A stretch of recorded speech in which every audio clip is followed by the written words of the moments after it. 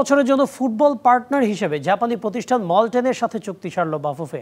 এই চুক্তির আওতায় বছরে 4000 বল নেবে ফেডারেশন, যা ফুটবলারদের পারফেকশন আনবে। একই সাথে বছরে ফেডারেশনের সাশ্রয় হবে প্রায় অর্ধ কোটি টাকা। 10 জুন এশিয়ান কাপের বাছাইয়ে ঘরের মাঠে সিঙ্গাপুরের বিপক্ষে ম্যাচ লাল সবুজদের। এর বাইরে আন্তর্জাতিক নানা প্রতিযোগিতায় ঠাসা জাতীয় ফুটবল দলের এবছরের সূচি। নারী বা বয়সভিত্তিক ফুটবলেও একই অবস্থা।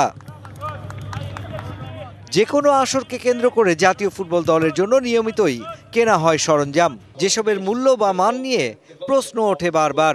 এবার সেই সমস্যার সমাধান করল বাফুফে।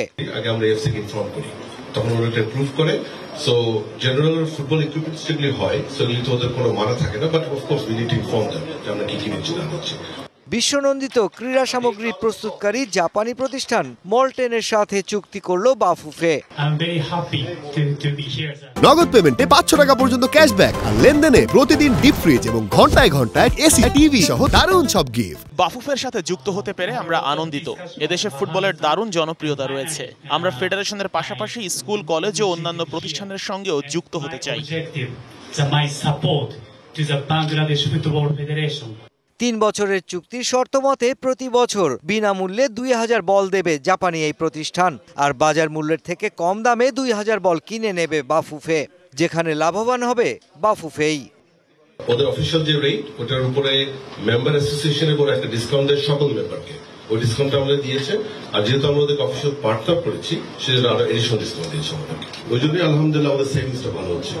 এখন ওই সেভিংস ইনশাআল্লাহ আমাদের technical department, national teams, president সাহেব ওরা চিন্তা করে সিদ্ধান্ত নেবেন টেকনিক্যালি কি কারো প্রয়োজন হতে পারে। আমরা ইনশাআল্লাহ গোয়িং ফরওয়ার্ড ওই জিনিসটা প্রক্রিয়া করবো ইনশাআল্লাহ।